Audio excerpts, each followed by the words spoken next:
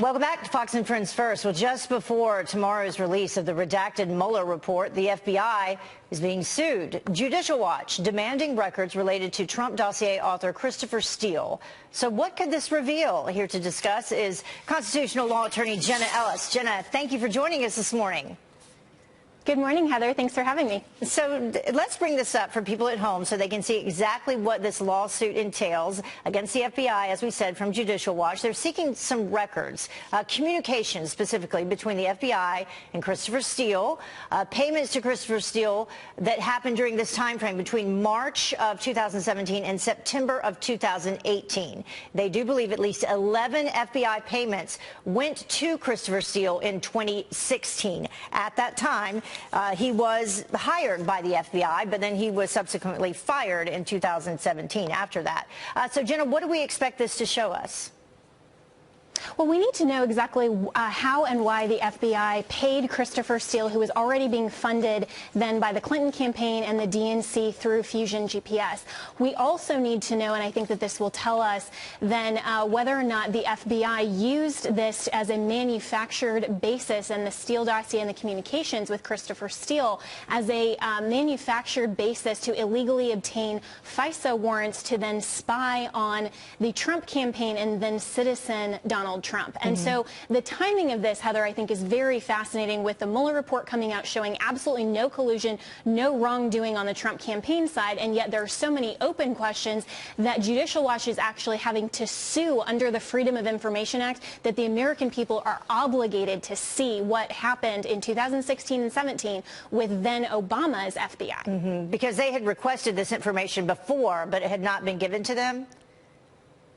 Yes, and they did, and so Judicial Watch then said that the DOJ denied that request, and so they're having to actually file a lawsuit under the Freedom of Information Act to push this information to be given to them, which is absolutely absurd. FOIA requests are very common, and they exist so that we as the American people can be assured of the legitimacy of our government, that it doesn't operate in the dark to do exactly like what it looks like the FBI actually did, which is to spy on American citizens illegally. And in this case, President Donald Trump. So this falls into the realm of investigating the investigators, which we continue to hear about right now.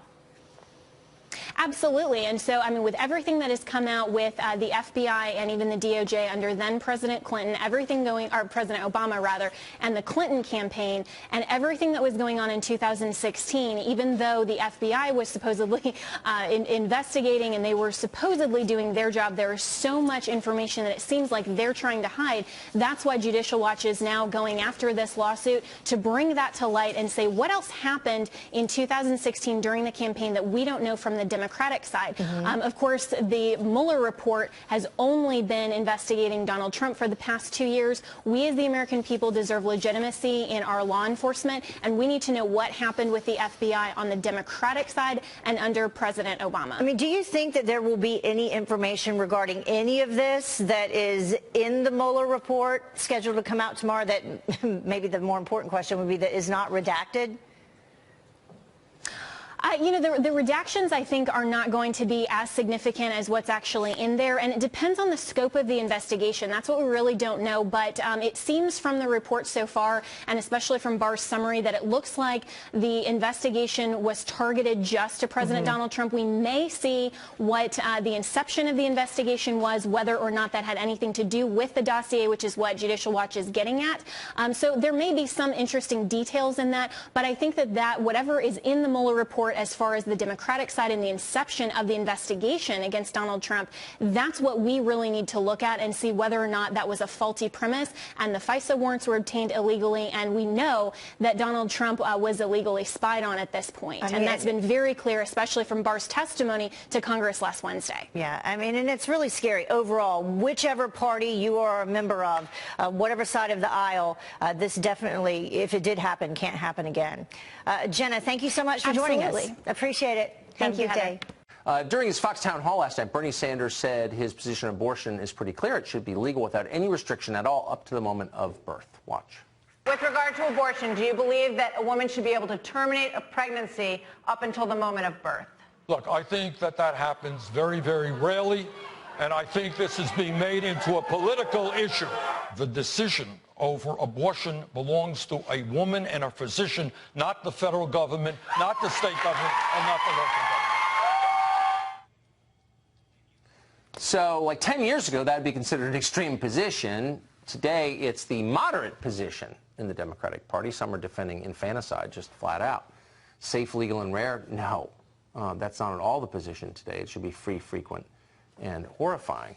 So Dean Cain starred in a movie called Gosnell. President Trump screened it at the White House last week. He joins us tonight. Dean, thanks very much for coming on. I think of you as having a pretty kind of traditional liberal view of abortion. You've never been, advocating for the overturning of Roe v. Wade or anything.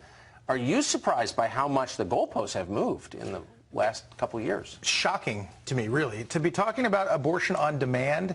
And, he says it's rare. Well, how rare? I mean, how many babies that are viable should be murdered, Senator Sanders, till it's okay? Is it 100? Is it 1,000? So is it a million? If I said to you, if you said, this guy got the death penalty, was executed, and he didn't do it, you'd be like, Dean, that's pretty rare. Okay, don't politicize it. All right, let's not politicize this now. Well, it's been, abortion being a political hot button issue is not new. That's not new. I don't think people are politicizing it now. It's been that way for a long time. And for him to say people are politicizing, that's insane to me. And it should be political. Should we allow this in our country or not? That's a political question. 100%. And that's why it's been talked about forever. But this new stance is so extreme, it's frightening. It's up to the moment of birth, and that's abortion on demand, anytime, anywhere, for any reason, is not okay. I'm actually a pro-choice in my law. If I were to be a legislator, right, I would legislate pro-choice about viability. I'd probably be in that ballpark, right, where most of our states are, 20 weeks, 24 weeks, and then there are extenuating circumstances, okay, and I do want it to be rare. Personally, I'm very pro-life. I wouldn't want it in my life. But it's shocking to me that someone would advocate for allowing it up until, the moment of birth. Kermit Gosnell did that. He had live births, and then he killed the children. I mean, he very well could have just given them comfort care until they passed away, like Governor Northam suggested. But he actually went out and he snipped their spinal cords, and that's why he's in jail forever. But it's shocking to me. It must have changed your views on the subject, doing that movie. It did. It made me less apt to be, I'm not I was a fan, but less apt to be accepting of it. I want to push against it more and more because I believe, at 24, I've seen too many instances of 24, 26 weeks, babies born 20 weeks, and they're viable and they live happy, wonderful, full lives. Yeah, they're people. Yeah, they're people. That's the thing that gets lost is it's not about the woman. He says, Senator Sanders said, it's about a woman and her health care and her body. But at a certain point, at what point in time is that a life? And that is the big question everyone asks. Last question. Do you think we'll start having, I'm not even advocating for a point of view, but do you think we'll start having actual conversations, adult conversations about this topic? I hope and pray that we do, and we need to. And where it's at right now, his position, it cannot be mainstream. It cannot be that.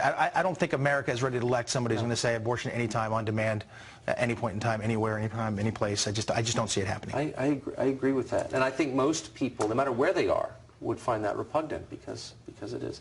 Dean Cain, one of the great pleasures of coming out to the West Coast is seeing you in person always. Thank you, sir. Thank you. A pleasure.